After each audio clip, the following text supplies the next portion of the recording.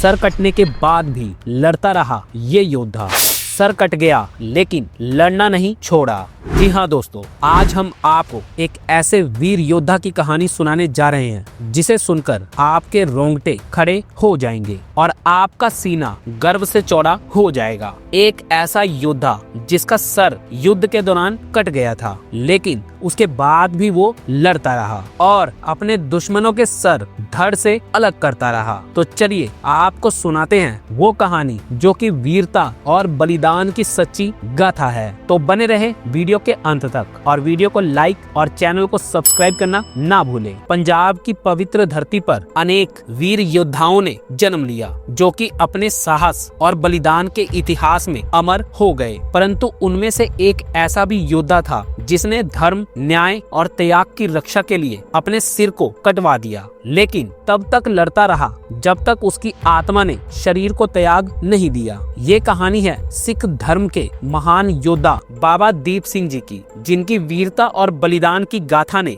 मुगलों की क्रूरता को चुनौती दी थी और पूरी सिख कौम के लिए एक प्रेरणा बन गए। बाबा दीप सिंह जी का जन्म 1682 में पंजाब के गांव फारापुर में हुआ था। बचपन से ही उनमें साहस और धर्म के प्रति अटूट निष्ठा दिखाई देती थी। वो सिख धर्म के 10वें गुरु गोविंद सिंह जी के शिष्य बने, जिन्होंने उन्हें शास्त्र विद्याएं और सिख धर्म के सिद्धांतों की शिक्षा दी। बाबा दीप सिंह जी ने गुरु गोविंद सिंह जी से युद्ध कौशल में महारत हासिल की थी और साथ ही सिख धर्म के मूल्य जैसे सत्य, न्याय और धर्म की रक्षा के प्रति भी पूरी तरह समर्पित हो गए। गुरु ने उन्हें न केवल एक योद्धा के रूप में बल्कि एक सच्चे धर्म रक्षक के रूप में परीक्षित किया था। गुरु गोविंद सिंह जी ने बाबा दीप सिंह को हमेशा ये सिखाया कि सच्चा योद्धा वही है जो सिर्फ अपने व्यक्तिगत लाभ के लिए नहीं बल्कि न्याय और सत्य के लिए लड़ता है। बाबा दीप सिंह जी ने अपने गुरु के ये शब्द हमेशा से दिल में बसा लिए और इसी के साथ उन्होंने अपने जीवन का लक्ष्य बना लिया कि वो अपने धर्म की रक्षा के लिए अंतिम सांस तक लड़ेंगे। उनकी दृढ़ता